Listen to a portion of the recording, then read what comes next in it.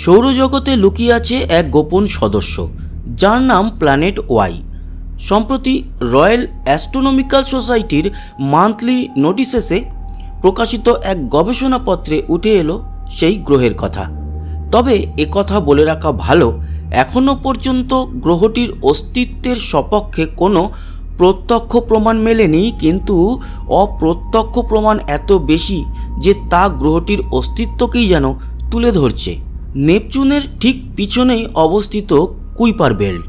বরফে ঢাকা এই বৃহৎ বলয় বিজ্ঞানীদের কাছে চরম কৌতূহলের বস্তু।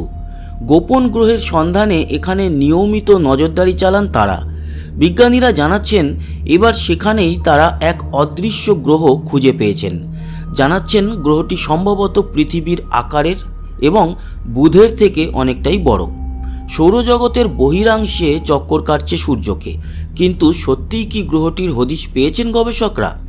এ প্রসঙ্গে প্রিন্সটন বিশ্ববিদ্যালয়ের গবেষণারত পড়ুয়া আমির সিরাজ বলছেন, ওই গবেষণাপত্রটি গ্রহটির আবিষ্কার নিয়ে নয়, বলা যায় এমন এক ধাঁধা নিয়ে যেটি সমাধান করলে আমরা একটি গ্রহের সন্ধান পাব। প্রসঙ্গত, নেপচুনের পিছনে অবস্থিত কোনো অদৃশ্য গ্রহের দাবি এই প্রথম নয়। এর আগে শোনা গিয়েছিল প্ল্যানেট এক্সের কথা, এবং সেটা বিংশ শতাব্দীতে। যদিও প্রথমে প্লুটোকে প্ল্যানেট এক্স হিসাবে ধরা হয়েছিল, পরে সেটিকে বামন গ্রহ হিসাবে ধরা হয়। কিন্তু প্ল্যানেট এক্স নিয়ে এর পরেও গুঞ্জন অব্যাহত থেকেছে।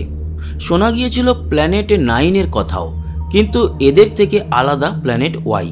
মনে করা হচ্ছে অন্তত 50টি মহাজাগতিক বস্তুর চলনে অস্বাভাবিক পরিবর্তন লক্ষ্য করা গিয়েছে, আর তা থেকে স্পষ্ট হচ্ছে এর অস্তিত্ব।